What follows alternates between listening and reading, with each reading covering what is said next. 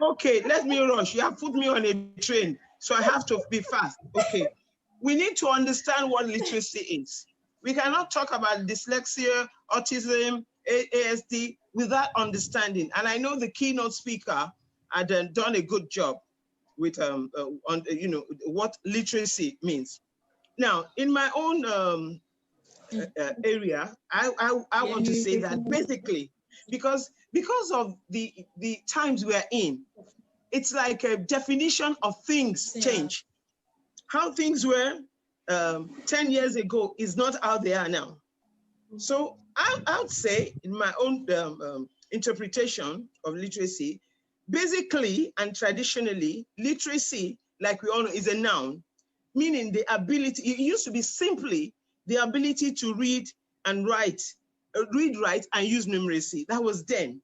But in 2018, on the 16th, I think, and 17th and 18th of October in Hamburg, okay, recently in the UNESCO GAML, that's a GAML, I'll define that for you, GAML. There was a meeting in Hamburg, Germany, on the 17th and 18th of October 2018, which now defined literacy as the ability to identify, understand, interpret, create, communicate. You see, different from the basics.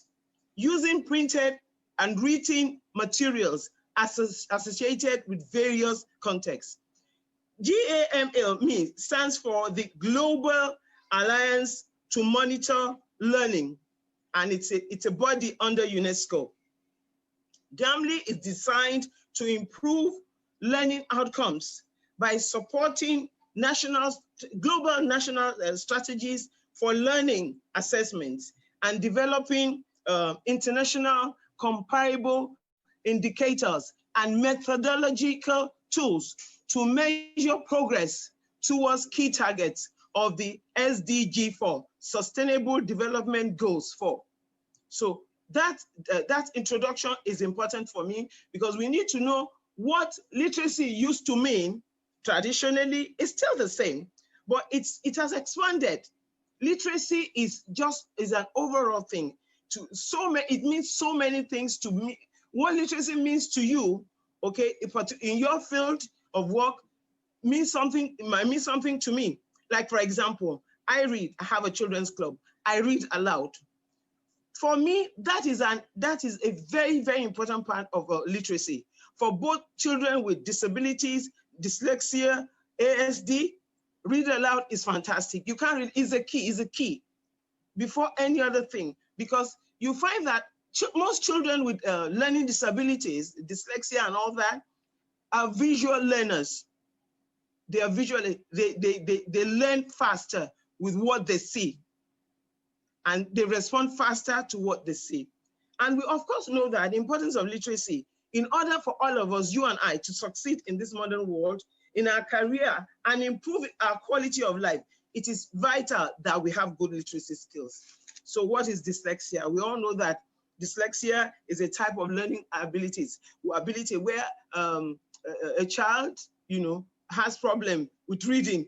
Not that the child is dull or not smart. They're average intelligent children. And again, dyslexia, we should all understand, is not a disease. Children are born with it. And it has nothing to do with class, low income, whatever. It is not a disease. Children are born with it.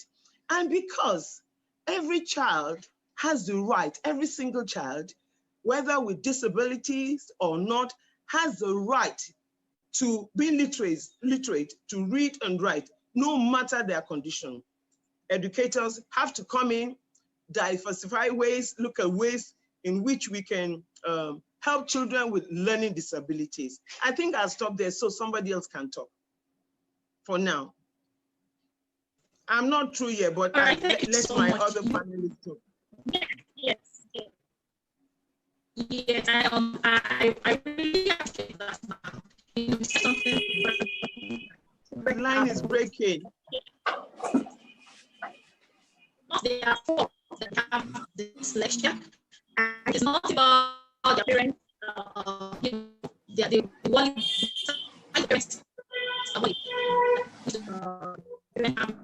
around. I'm very happy about that. This lecture is not just as you said. Please, let's have Mrs. Odigboh. Mrs. Odigboh, please. Thank you so much. Thank you so much, Zainab. I want to say a very special thank you to Mommy Fakiya. This woman, is amazing, and in many ways, someone I respect so much, and she's given us great guidance, an example for many others to come. She will always be that model educator that everyone should continuously listen to, follow, understand what she's doing. She's such a visionary. She sees ahead, she's seen many years ahead, and she continues to try to trailblaze. Thank you so much, Mommy Fakiya, for that powerful introduction. What caught me from your introduction? Two key things. You said the power of read aloud. I love that. That's something that is so key for children with dyslexia. And then you said when you were defining dyslexia, you called it a learning ability, not a disability, where the children face certain challenges and problems. And those two things were very key for me, in particular, because we historically have kind of understood a reading ability in a weird way, because we didn't quite understand how the brain accepts reading, right? Because we've learned that the only way or the most effective way to read is through phonics. And the only effective way to read is through prints. And the only effective way is that we will follow after the words.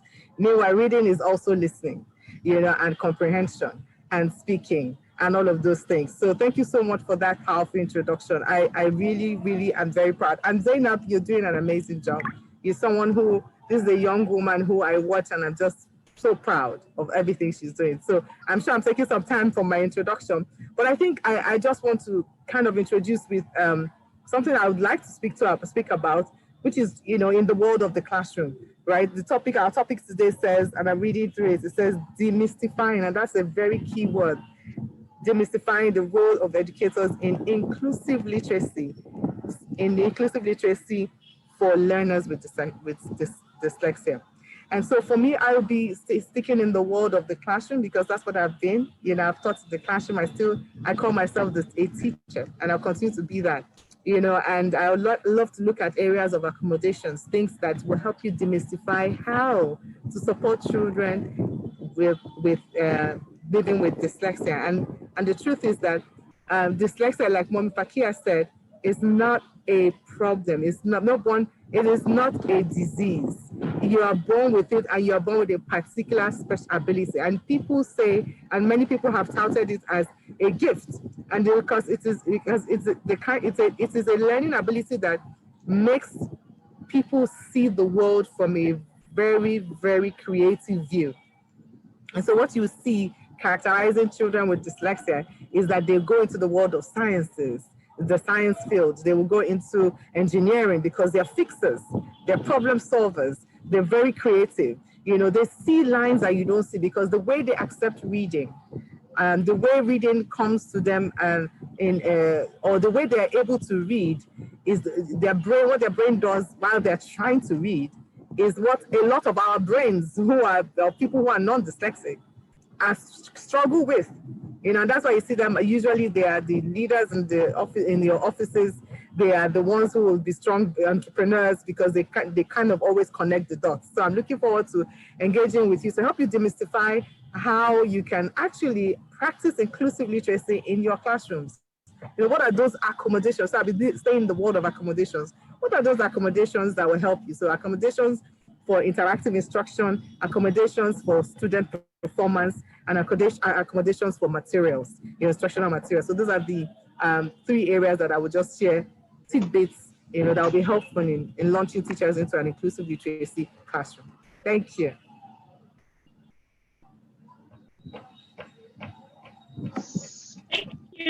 Thank you. That's a great insight to be shared with us.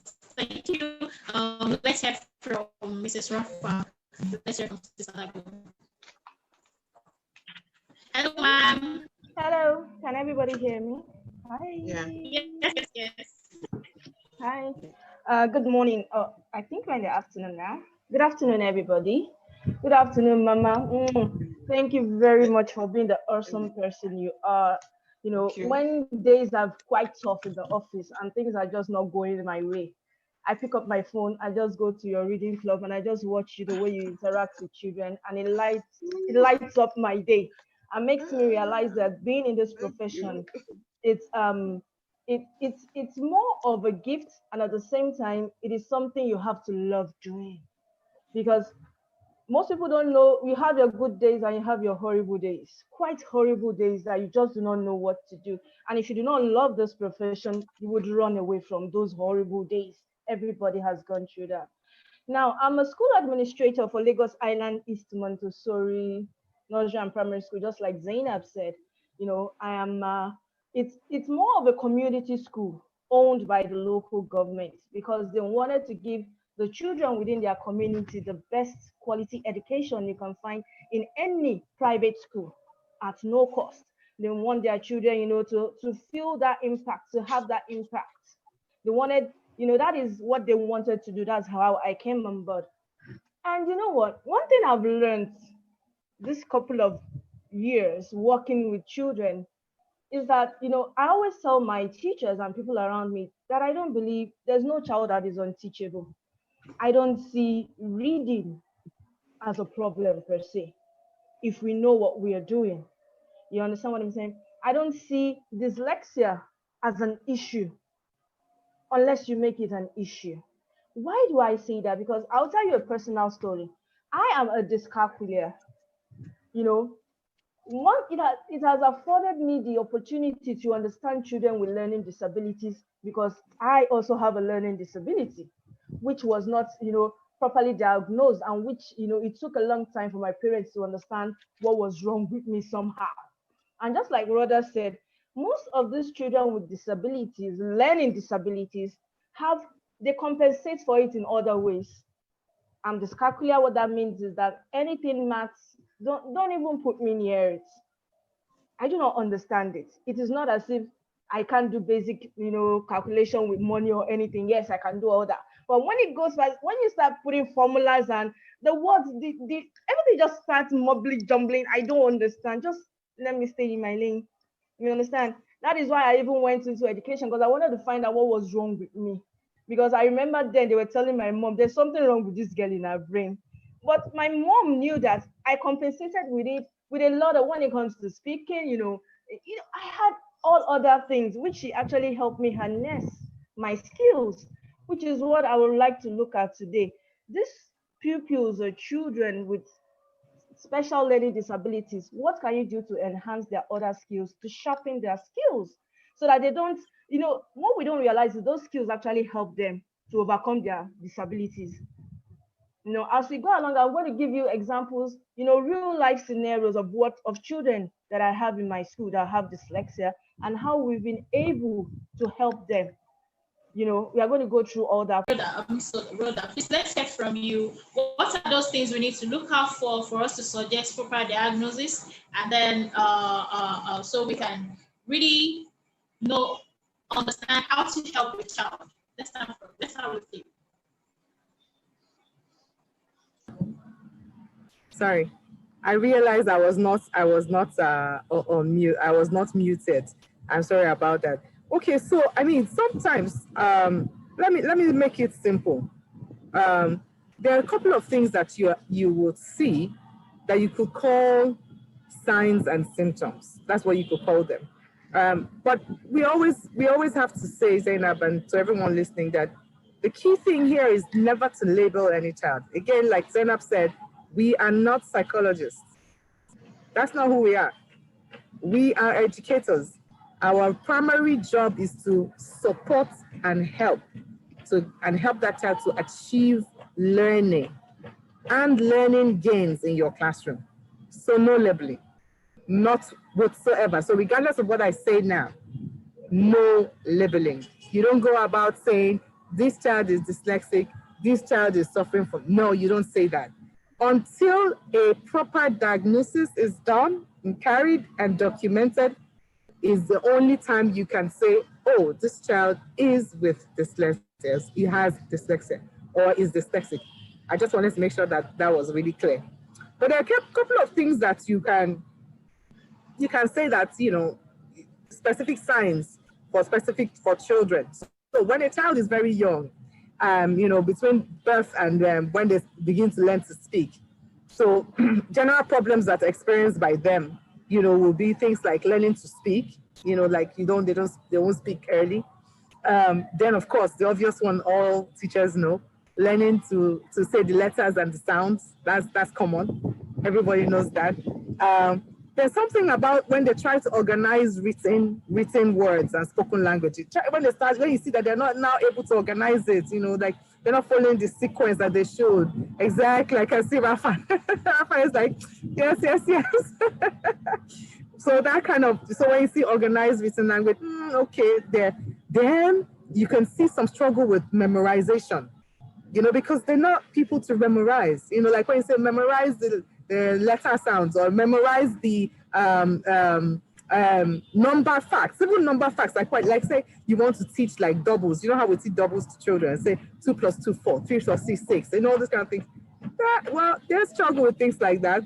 Not much of it. It's anything that's the word of memorization sometimes can be a challenge.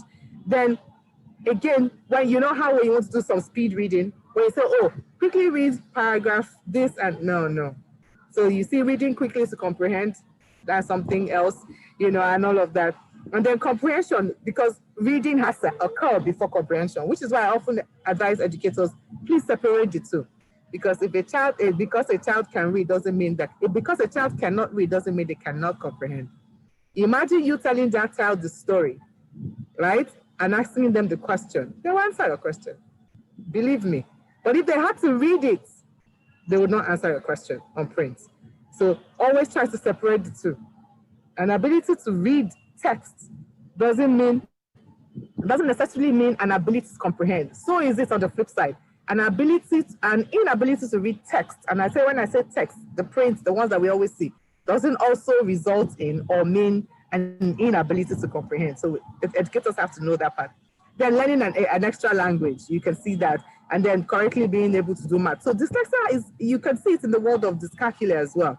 So it's almost as if to say, it doesn't always happen, and please do not quote me, it doesn't always happen that when a child is with dyslexia that that's dyscalculic. No, not that, but you see some problems with mathematics.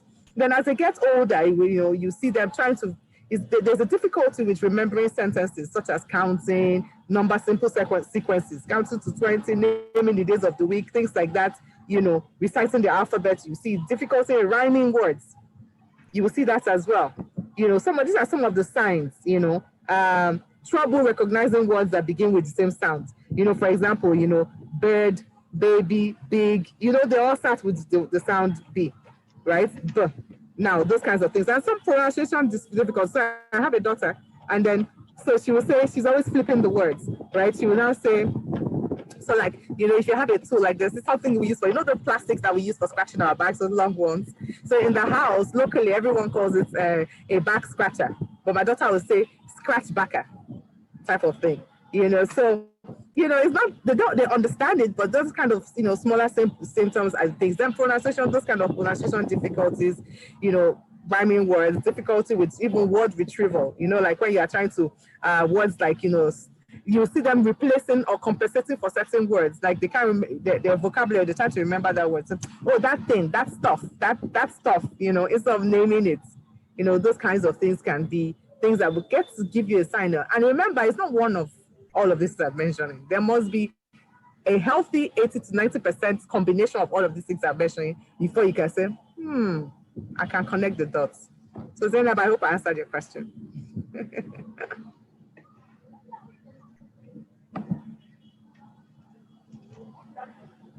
Is Zainab here?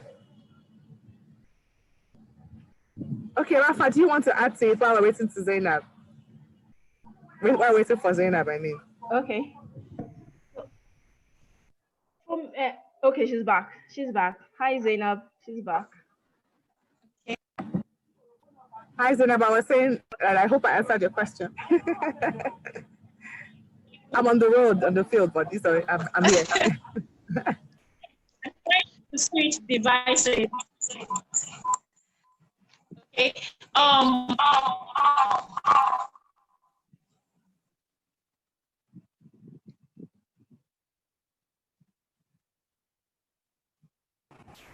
okay, thank you. Though they may have when you bring out book for them to read, or when you write on the board, they start shivering, they start having fears, they start crying, that kind of thing.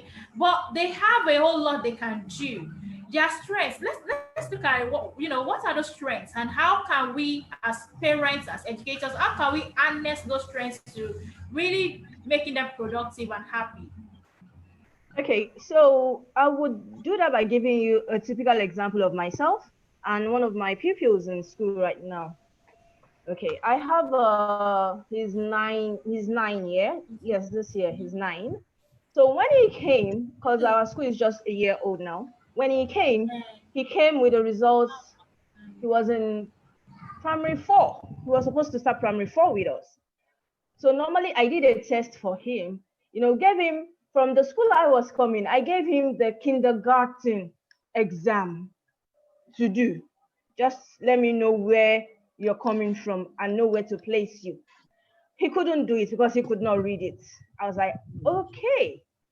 But because one of the things we do in our school is we place you in the class you're coming with the results you're coming with, and we watch you and see what is going on. But we have a meeting with your parents to let them understand that from our observation, this is what we observe. But children have jitters, just like exam day jitters, maybe. So let's see what is actually going on. Just like what I said, I do not label children. I might have an inclination that something is wrong somewhere, but I will not label you. Of course, as an educationist, I did child psychology, I did all those stuff, so I know the signs, but I cannot definitively say that this child has dyslexia until you come with a medical report from a psychologist, a clinical psychologist, quote and unquote, not just an ordinary clinical psychologist, a clinical psychologist that has a niche in education and understands children. If you are bringing that to me, then I understand the problem. I'm an educationist. I am not there to diagnose your child. I am there to help your child. You bring the diagnosis, I will teach your child. That is my own job, to be able to read, learn basic skills that child needs to survive in the world, which is all what we are doing right now. So he came, we started first week, second week, third week. The classroom teacher was complaining bitterly, which was, of course, I know he would have issues with that child because I knew that child cannot read. So I called the mom. We came for a meeting and we're just gisting. I was like, is there anything you would like to tell me? And another thing for parents that are on this platform, please, if you are taking your children to school and they tell you to tell the school everything. Let me tell you, we are there to help you. You don't need to hide or lie to us. Because let me tell you, we are like, my chairman will say, you people are witches. Even if they don't tell you, you will not. We would eventually know. That child cannot hide forever, and you cannot hide this thing. But if you tell us from the beginning, we will sit down with you and we will work out a plan to help that child from the beginning instead of wasting each other's time. So the mom was like, there's nothing. No, he used to come first in his summer school. He can read, he can do. And okay. Said, okay, there's no issue. He can read, he can do everything. But I would like you to hospital. She was like, why? They just take the child to the general hospital. Tell them that I said he needs to see a psychologist. I took the child and she came back crying. I said, why are you crying? She said, they say he has a disease. I don't even know how to pronounce the disease. I don't know this. I said, don't worry.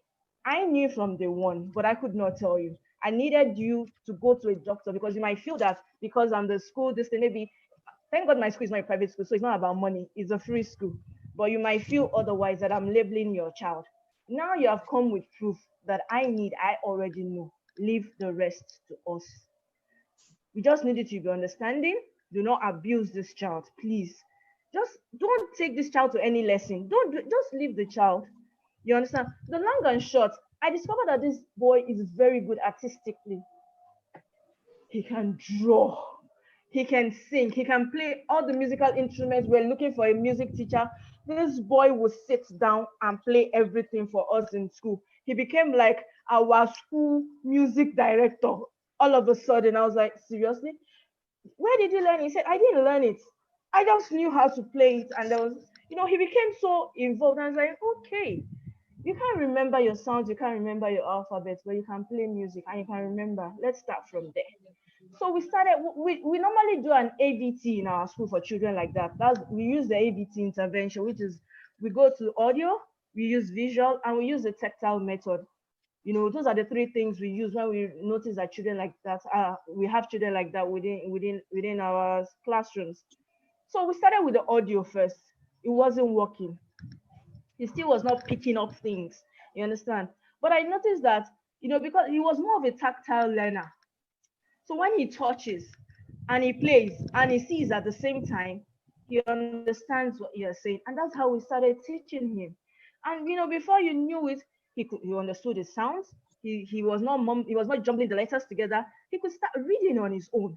It was just like, my teachers called it a miracle. I said, it is a miracle. But if you know what you are doing, then you should understand what that child needs to learn, to read. Now the boy is reading as if he has no issue. If you told someone that some months ago this boy could not even read don't let me even use sounds. He could not read A, B, C, D. He could not. If you read it this morning, by the time he comes to school tomorrow, if you give him that same thing to read, he'll just be looking at you and say, I can't read it. But now we found a method for him to learn, and he's using the same method at home. And another thing we would love to talk about is cooperation between parents and the school for children that have any form of learning disability.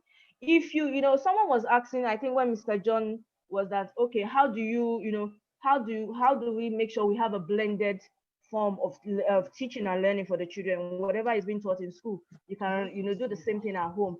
You need to have a meeting with the parents. You need to tell the parents the methods you are using, and you need to let them know, because the mom was very skeptical that, no, I don't want my child to be a musician, no. But that is the way your son learns.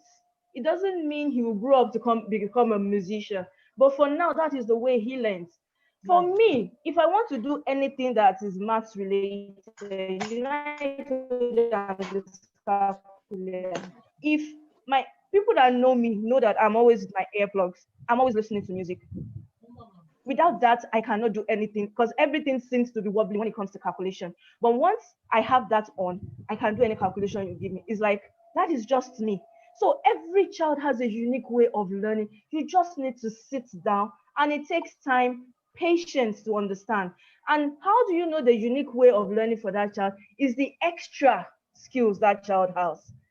He can't read, but I notice he loves music. He can play gadgets. He can draw.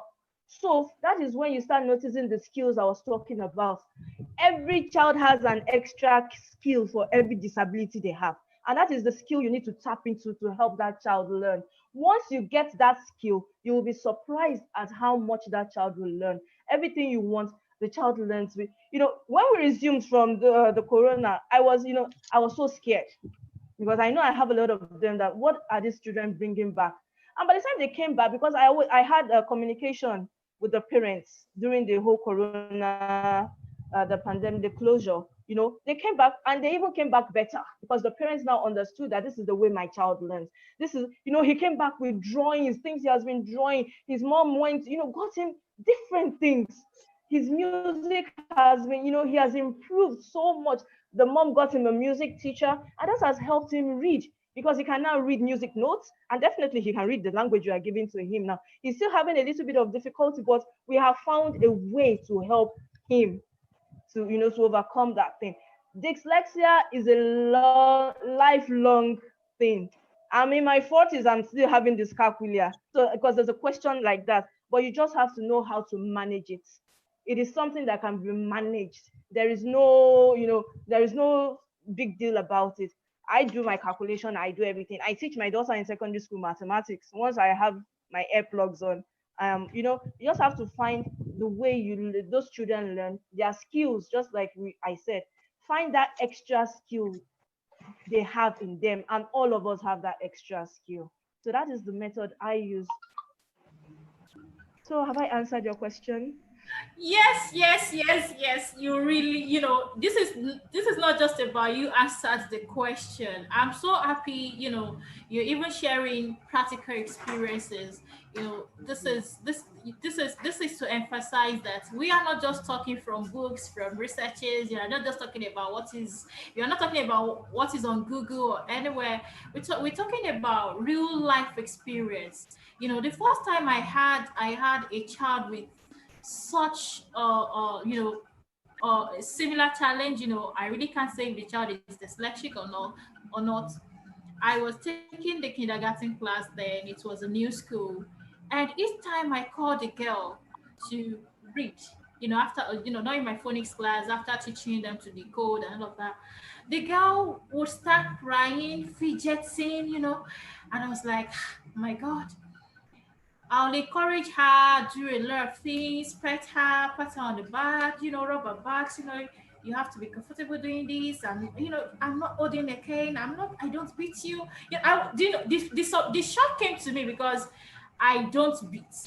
And so when I saw this girl crying, fidgeting, I was like, what is really happening? And when I discussed that with the school head, the proprietor, she said the girl came to join the school maybe a session ahead, and that the previous school they observed the child is slow, has learning difficulties. Even apart from learning difficulties, the child has growth challenges with growth milestones, and then there they would beat the child. Teachers who use rulers to beat at the back of the palm, those kind of thing. And other parents confirmed that happened at that school. That was for age 2, 3 children. A parent who was the chairman then said he pulled a child out of that school because the child returned home, and the back of the palm, everywhere the child returned home, and it was red, it was swollen, because the teacher used ruler to beat a 2-year-old child at the back of the palm. Talking about the role of educators in all of these things, we need to understand that yes, sometimes we may lose our patience if one is not careful. And just as Mrs. Rafah said at the beginning, that being professional is a gift. Not that you are a gift to humanity, you are a gift to the younger generation. Even to us, we listen to them. I feel when we encourage children to read to us as adults, I feel it helps their superpower, I think. Let's hear from you, ma'am. Okay. Now, this topic for me is so wide, and I'm going to find you because you gave me an assignment, and I prepared an encyclopedia. Okay.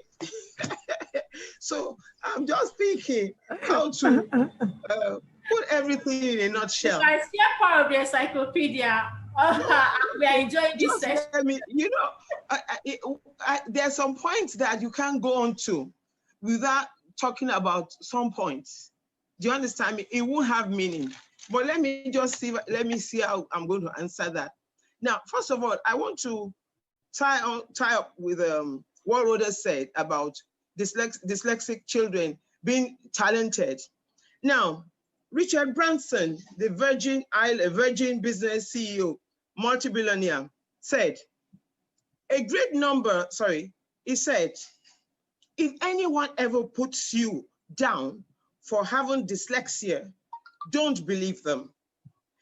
Being dyslexic can actually be a great advantage, and it has actually certainly helped me. If we all know Richard Branson is the owner of Virgin Airlines, Virgin Cosmetics, Virgin, in the world. He's dyslexic and is greatly talented. And I could go on and on and on. That is why when both Rafah and Rhoda said no labeling, no discrimination, because these children, they have superpowers. They are supersonic children. So no labeling. And you see, before you see all this dyslexia, autism, came into vocabulary, medical vocabulary. Before that, we didn't really have particular names. Children were treated and they came out of it. I have had different kind of children with learning abilities. children who are actually, who can even hear, who can speak. But a particular child, you know, almost already 9, that we had to take to like nursery, it was not only dyslexic, it was so many disabilities. But the thing is, you, the teacher, what's your mindset? Believe in the child. Every child can excel. Every child can be a good reader. Everybody, once you, teacher, believe in yourself that you can do well, you can mold and change this child, it will energize you to put in everything you have to make sure, because your satisfaction and your pleasure will only come when that child excels. So that is for educators. This teaching and training dyslexic children starts with the educators. Before we go, there's so many things we can do apart from reading aloud. Reading aloud is my first one. And read aloud for children. There's a read aloud revival now, whereby parents are advised to read 10-15 minutes a day. Look, listen, what this does, I have a 5-year-old grandson who is, we call him, what's the name? Prof, little Prof. He's so articulate, whereas earlier on, his speech was slow, the mother was worried and all that. But because the mother is a teacher too, like the grandmother, she reads a lot to her children. We read. When I come to their house to visit them, I read. I have books in my bag. All educators, you must always have a storybook in your bag. There will always be an opportunity to read. You can read even on top of the ocean. You must be ready to read to the children anytime. It's not only about dyslexic children, it's the general children. It helps them, vocabulary, confidence, they're happy. It widens their imagination. You know, reading is like, it's taking you on a journey that it's full of imagination and helps you. I know what happens when we have a read aloud session on Fakiya Kiddies Club. It's an old new, even for me, the reader, I feel so fulfilled, I feel excited, and even if I'm dropping dead, I must read to the children. In actual fact, reading to the children has become kind of addictive. And what I want to tell educators, yes, it has become a passion. Yesterday I had a fever, bad fever, yes, real life story now. And every other person was at me, Grandma, you are not reading. Mom, you are not reading. Those people abroad were called. Everybody was all over me. No, you're not reading. I said, you know what? Once I take the book and I'm on set, I'm okay. And I mean, we had a good reading session with Dean Revelation yesterday. Even the children didn't know anything. And I felt much better after the session. So for me, it has been a healing.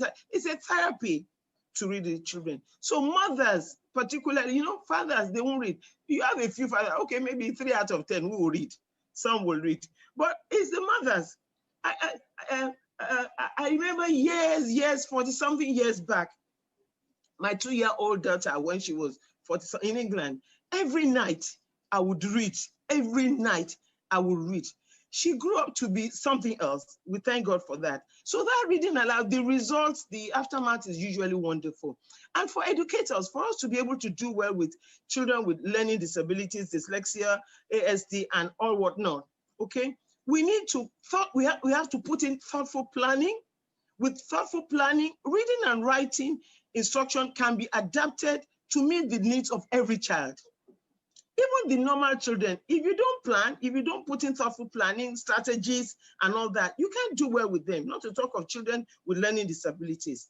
And of course, integrating, apart from read aloud too. We read aloud, you know, we do a lot. We do flannel stories, we do flannel stories, flannel board stories, puppet stories. Just get socks, get your socks, go online, know how to make puppets.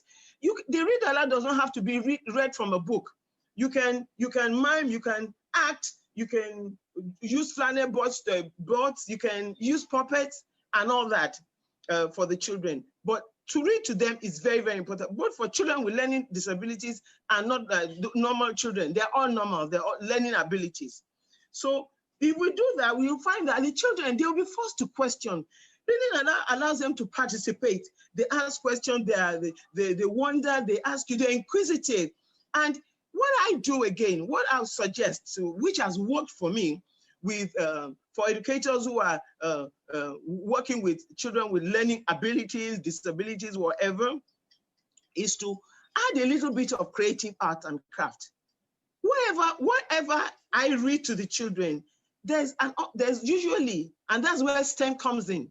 Okay, STEM, STEAM, STEAM. We've added it from STEM to STEAM.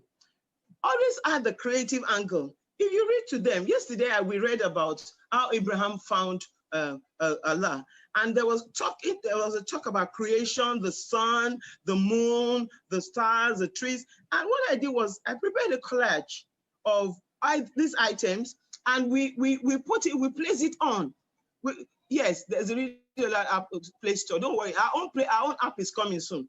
Now we pasted it. Yes, our app is coming up. Yes, Rhoda is coming up. We're going to work together on it, Rhoda and Rafah and Zainab. Yes, it's coming up. Yes. Now, so when you add that aspect, the art, the children are excited. Every Friday when we do these stories, there is a creative art. And the other day, we read a storybook about Tara bakes grandma cupcakes. Last week, I baked cupcakes for the children. And you know what, though, that same day, and I gave them the assignment, everybody should bake cupcake. Come and see my phone. It was going to crash with calls. The mothers were calling, Grandma, what happened? Fakiya, how do we do this? They were challenged to bake it, not in the oven, on the top of the gas cooker. So every day till 11 p.m., I was receiving calls. How do we do this? How do we arrange it? I was sending photographs and all that. Because, you know, because it was a virtual session, I baked the cakes and cookies, and I was munching. I come and look at the children. Oh, you know, eating this cake and all that. So there has to be activity with the reading, not just reading. And the reading has to be creative. There's so many things. We have, as I know, we have to organize another one, a practical, physical one. This is not enough for me. But okay, educators must realize, you have to realize that children learn, they have different learning abilities. They learn in different ways.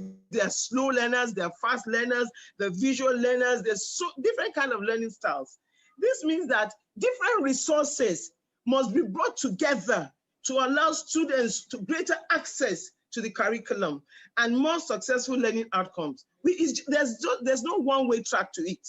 Okay, and I have written down, because I know you gave me this assignment more than 2-3 weeks ago, I've listed a lot of strategies that we can use, technology, introducing books, read aloud. Okay, let me rush over it. Okay, now using markers, graphic organizers, in the class, okay, flight cards, loads of classroom materials, drama, allow the children to express. Let them choose the book they want to read in the school library. Don't force any book on them. The children, they have a kind of supernatural behavior sometimes if you really read it. Because if you read early childhood education, you must have done psychology of children. You have to, if you have to, it's part of the course, automatic, because you have to understand the psychology of the children you're going to be teaching. So, of course, teachers have to use markers and different things, different ways. And then you go to study each reader, each learner. Each learner has a peculiarity. So try and, you know, bring to each in the way they are. And there, a lot of love, a lot of I love you, a lot of course, we can't hug too much. No, the hugs now have been reduced because of COVID-19. But children love a lot of hugs. Well done, you did it. A lot of, oh yes, thumbs up, oh, you said. And then doing the read aloud too. There has to be spelling. When I'm reading to them, I just stop. Okay, who can spell this word, lamb? Just in the middle. And that's introducing spelling. And everybody wants to answer. And then everybody has to be muted. I think when we have a more physical presentation, I'll be able to go over everything, because I don't know I can. Okay, the other thing, picture books, graphic notes, story kits. Any story I read for any group of children, whatever I use as art or material, my Flannable stories, I pack everything back in a nylon or a clear bag, so I can reuse it, you know, later. Do you understand it? So picture books are lovely for the younger ones. For those who have dyslexia, picture books are lovely, because when they see the picture, they can now tell you ball, table, and all that. And you know, one thing I wanted to mention earlier on was that I hope I can see my notes here that children, okay, dyslexia happens, okay, because of this dyslexia, it happens because of the way the brain processes information. That's for children with dyslexia. Pictures of the brain that has been done shows that when people with dyslexia read, they use different parts of the brain than people who are not dyslexic. Research has shown that brains of people with dyslexia don't work efficiently during reading, reason for the slow and difficult reading. So there's so much more. Zainab, should I stop there? Picture books. Zainab, can I just say this is not fair on Mommy Fakiya. Honestly, you would, Mommy Fakiya, I think that we should have that compilation for everybody that is listening, so that they can have a document they can read. I think that's what we can do as the Zainab plans the next, really strong session with you, dissecting and dealing with this particular topic. Okay, yeah. Okay. I'm short of words. Honestly. Yes. I'm short of words. We even just talked I about said earlier that you have Zainab, you talked only about dyslexia. How about autism, ASD? Those are learning difficulties too. All those. So, like Rhoda suggested, we have to compile this, and I was actually going to talk about it on the Briam Edu Train show. I was going to ask your permission to see if I can discuss it extensively. I'll show Sundays 5 to 6, okay? And then hand you over the paper, okay? All right. I think I'll stop there, so, because I like to live for one. You're welcome. Thank you so much. Thank you so much. Thank you so much. I'm very happy. I'm very grateful. I said it earlier that you have a very burning passion, honestly. And just as Mrs. Kika they posted, I think 3 or 4 weeks ago, as Spotlight on Wednesday, I said that you are someone who nothing stops. Nothing stops you. Nothing. And each time I log into my Facebook, I see your posts. Each time I'm just like, oh my God, a grandmother doing this. So what then am I doing? Honestly. And I'm very happy. And just as you have said, we need to put all of this together. But all the discussions we're having today, all the panel sessions, all the seminars, it's not that it is not that we have this session is going to answer all our questions, but we are hoping we are hoping that this conversation gears us up. Let's start putting things to work. Let's start trying things. Let's start doing things. And I'm happy people have been doing here, discussing what they have done, how it works. And we all can see that, yes, these are things we can do. And these are, as individuals, as parents, as adults, even in our community, can we start having read aloud sessions in our community? Yes. Can we, just like we had grandma's tales at night, folk tales at night and all of that. Can we start having that kind of sessions, mini circles in our communities? Can we start having that? Can we start having mobile library? I'm sure Mama Fakiya has a whole lots of books. Can we start doing? Okay, let's say we want to run through Lagos in a month, in 2-3 months. A mobile library, Fakiya mobile library. I was talking about, you're at Ikorodu today. You are at Lagos Island tomorrow. Spend a week in a local government. Let parents come. Bring their children. Listen to you, read to them. The children pick books they read. When we talk about good books, Dr. Seuss and all of that, a lot of children, don't let me say some, they don't have access to these books. They've never seen the cover pages, not to talk of opening the books. The content. And you can imagine the feeling you have when you read all the places you go, and all of those, and you start. So can we start having those kind of should I call them innovations? Things we can do.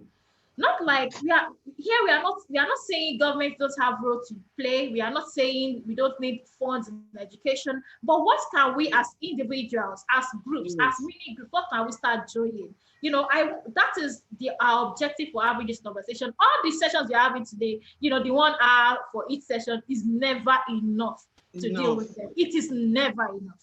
It is never enough. And I'm happy we have this. Someone has a question in the chat box earlier, and I'm sure in the course of discussion, you've asked that the person asked that can dyslexia be cured? And Ms. Rafah said it can be managed, just like other learning disabilities. Okay. I want to add something, Zainab. Yes, I want to add something. I want school owners, schools to pay attention to reading. It's like just, there should be a reading club. Do you understand me? For example, at my school, I'm a retired school owner, I've handed over, okay? The first thing is reading. Apart from the fact that it relaxes the children mentally, it does physical relaxation too. They read, and once a week or twice a week, we read. And then, of course, for the reading aloud, we have a YouTube channel. Lots of my stories on Fakiya's YouTube channel. Okay, so our YouTube channel, by God's grace, we should be able to go around later, not immediately. So the YouTube channel, they can log up to Fakiya's Kiddies. There are lots of stories there. Lots of stories they can, like Rafah said, that when she's tired and exhausted, she just logs onto the channel and she reads it. So school owners should pay attention to reading clubs, and they should encourage the children by giving them gifts, not just read. They have to kind of motivate the children. There has to be the reader of the week, the reader, so many things. Children want motivation. They need motivation. We all need to be motivated. So school owners should put a lot of emphasis on reading, not textbook, geography, maths, and all that. Reading, fun reading, and drama. And whenever they read, there has to be activities. Thank you very much, Zainab. I have to go in about 10 minutes time. Thank you so much. Thank you. Thank you so much. Thank you. Can I add something? Can I quickly add something to what? Can I quickly add something to what Mommy Fakiya said? Her closing her closing words. She said we should pay attention to reading, and I will immediately tie it into the future world of work, because sometimes what we do is that we quickly forget that the children we teach today are going to be needing a specific skill, and that skill is the ultimate skill of reading, which is comprehension. And the only way you can get comprehension to be activated is through reading, right? And then reading needs to be as wide. It's not just to read books, it's to read flyers, it's to read emails, there's a wide area of things that they'll be required to do in their world of work. Why? Their world of work will be softer than ours. We will see a lot of, what's it called? What's the terminology used? Freelancing with the children that we teach. We'll see we'll see a lot of, we're teaching, we'll see entrepreneurs. We'll see people who will be taking multiple jobs, and many times our conversations will be about reading text, reading emails, reading projects, and doing a lot of things and trying to comprehend on those things. So what she's saying is so powerful. So building instruction on reading and increasing the dosage of reading in our combination of subjects. And that's what we normally downplay in this part of the world. But that's not what you will find in any part of the world that is very serious about the learning gains they want to achieve. Because it's mostly hinged on reading. At the end of the day, you're going to read your assessments. The reason why kids fail many times is because they don't understand that question. And it's a reading problem. It's because they didn't understand the question. And I know a lot of us have the examples of when we were back in university, especially when we got to university, and then you come out of the exam hall and like, is that what the person was asking? And it is all reading. But we need to amplify the reading quotients in our timetables. We need to ensure that we are making it as broad as possible. Start from the early years with picture books, reading, and all of those things. As they get older to secondary, they start reading a wide range of things, projects, business plans, this, like that. It's all hinged on reading, right? So I'm so grateful to Mommy Fakiya. We just stopped her. She has a lot to share with us. But one thing I'd like to say, I know we're way past our panel, is that dyslexia doesn't mean that the child is, so it's a myth. They say smart people cannot be dyslexic or have a learning disability. It's not true. Dyslexia and intelligence they are not connected. They are not connected. So we need to make sure that everybody knows. Because when I hear the things of like, oh, 9-year-old in nursery 2, look, that is wrong. That is wrong. It is because no one has helped that child all through the time to learn how they need to learn. Right? So there are 3 areas you need to accommodate. Don't forget, you need to accommodate, look at your instructional materials. How can you accommodate the children with dyslexia there? Look at the way you assess. For some children, you can give them a comprehension passage with no picture, but for your dyslexic child, you've got to include a picture. You have to try to include a picture that will activate, that will enable them to access, to at least do some good work there, not fail, right? So you are looking at the social materials, you're looking at their assessment, which is their student performance, and you're also looking at just the daily experience. You're like, what is it about you that you can manipulate? What are the strategies that you can use? Mommy Fakiya mentioned using graphic organizers. They're very good for children to organize their thoughts. So thank you so much. Thank you for having us. It's been a wonderful time. I have to go too, just like Mommy Fakiya, but thank you so much. Thank you. Yes, final notes from Mrs. Adagun, please. Okay, for me, I would like to speak more to the school administrators and the school owners, your head teachers, and everybody. You know, this is it is high time. Just like Mommy Fakiya said, in our school we actually have reading on the timetable for the children. We have specific time where they read, where the teacher reads with them, and we don't do it in this bank method where children need to sit down on the chair. No. They have spaces and corners within the school which each class likes. They sit down, they organize themselves, they are ready. It's not always about, sometimes picture books. Sometimes we actually have, each class has a visual aid they can use. It might be a video from YouTube. We also watch read aloud with Fakiya. They watch it too in the school. So yes, they do. So we have this because, just like you said, we need to start, changing the mindset and orientation of our children. What you need to realize is that these children you are teaching now, you are not teaching them for jobs now. You are teaching them for future jobs. As a school administrator, you should know that things you do now will affect that child in the future. So I look at some schools, they tell me I'm building a total child. And whatever you're teaching that child is maybe 18th or 16th century, and you're telling me you're building a total child. What kind of future are you building for that child? Have you gone to see the workplace of the future? What the work demand is for the future? Go online, all these things, you'll be amazed at what these children we are building now, what they are going to face in the future. And if you do not help them, then you're going to fail them in the future. So we need to start looking, make your school fun. Just like Mama said, we have on Wednesdays, we have our own STEAM club, and make sure you have a curriculum that works. I know Rhoda is very, very particular about curriculum. You need to have a curriculum that works. Most of us do not have curriculum that works. You need a flexible and realistic curriculum that is in line with what is happening now. Don't give children curriculum of 12, 15 years ago. It doesn't go with what is going on now. And everything you teach them, you should be able to have, activities to back them up. I was telling my teachers yesterday, listen, every topic you teach a child, there should be an activity to back up that topic. There has to be an activity for that topic. There has to be. There has to be. That will cover for children that have dyslexia or any other disability.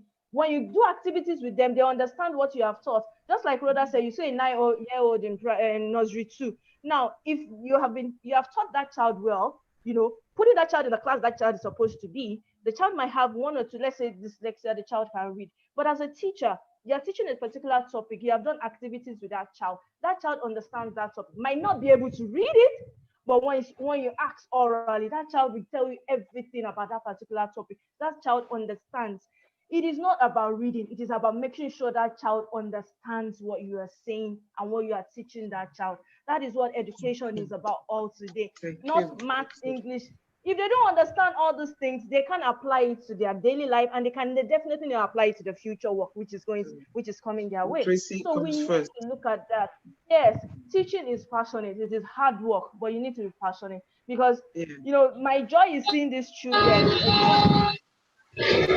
A child that cannot read, seeing them transform right in front of you like magic.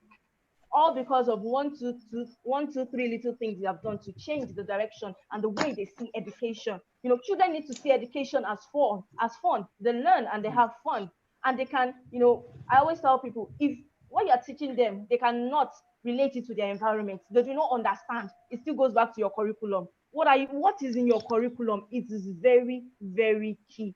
Then your teachers, have you instructed them enough on how you want your children to be taught in your school? You need to do that. It is very, very, very important. Just like when Zainab was saying, I was just shaking my head, beating. How? Why? A 2-year-old? Why are you beating? I don't understand. A 2-year-old beating for what? Why? Even the adults, 10, we don't beat in our school. It is a no, no, no, no, no. There must be something wrong in your methodology of delivering that lesson to that child, which you have to sit down and go through. Where did we go wrong? You understand? It is, I tell teachers, I will not tolerate you keeping whatever our own inadequacies are on those children. That is the reality. Because that child is in your school for you to help that child. That child has a learning disability, yes. If the child was so good, the child will not be in your school. You are there to help that child. Now, if you do not know the method to help that child, it is better you speak out and let people help you than heaping all your problems and everything on that child and telling the child, I've taught him, the child is the Olodo. No. No child is Olodo. No child is Olodo. I keep telling parents, look at me and say, Aja, you don't understand. No child in me is Olodo. There is something about every child has a unique thing about them. They have a skill.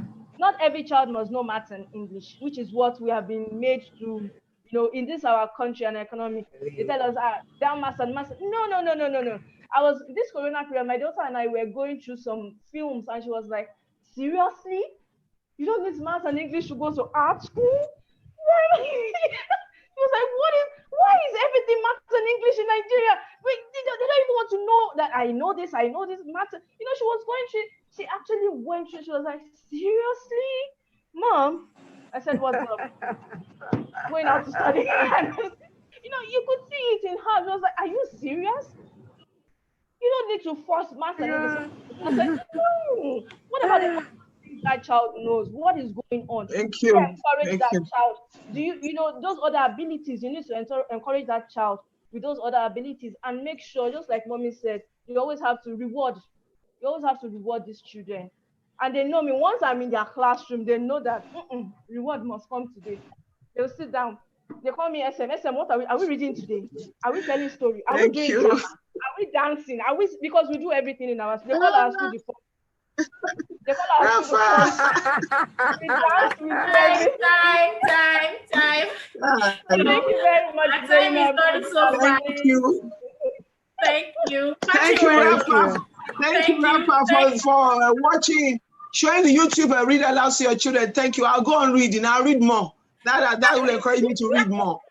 Thank you so much, everyone. This is well done, Zainab. Well done, Rhoda. Thank you. So we are 30 minutes, you know, time. Oh, wow. We're going to have another session by God's grace. Thank you very much. Yes, ma'am. Thank you so much. Thank you, Mrs. Fakiya. Thank you, Mrs. Odigboh. Thank you, Mrs. Adagun. Oh, to all our amazing participants, Mrs. Pamela, Mrs. I can see Taiwo Yebanjo. Coach Yusuf is raising his hand. Do I have your permission to leave? Yes, do I have your permission to leave? Thank you. Thank you. Yes, Mrs. Liadi is here. I saw Mrs. Soyela. They joined us all the way from Abuja. Yes, she is in. Mrs. Adeniji, thank you. Mrs. Andy Henry, she's been here since. Thank you so much. Joy Daniels, Habu Abdullah, Jima, Brainview. I can see Brainview. Thank you so much. You all are amazing. Thank you for joining in. Omotola, Olushola, Lawola, Inkaje, Mijo Smith. I hope I pronounced that well. Thank you, everyone. You all are amazing. And to, Mr. Ebi, I'm saying thank you again. He has something, he's very consistent about his teachings about exceptional speaking. Thank you, Mr. Ebi. Thank you to our keynote speaker, you know, despite that, she has a very busy schedule, and I'm happy she made it.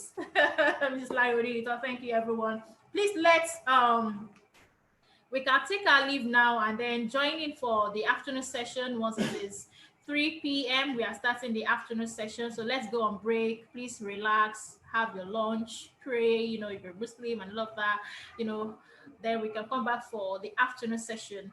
And there is an announcement. This session, the entire session is free. You know, we have it is streaming live on YouTube. Coach Yemi has shared the link. I will keep sharing the links. But for those who are educators, because of boosting your CPD profile, if you would like to have a certificate of participation, let me drop.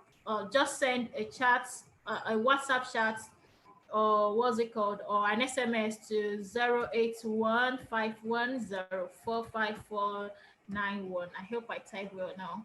Okay, so I'll put that on a slide later for us to see later. So let's all leave now. Let's all leave. Thank you. The host, you know, he's hardly the technical part. Coach Yemi, let each L participants leave. Thank you, everyone. Thank you. Thank you. Coach Yemi, log everyone of us out. I think we have, oh, we still have people in. Please, let's log out. Let's log out, everyone. Let's leave the meeting. Then we join in at 3 p.m. to continue the next session.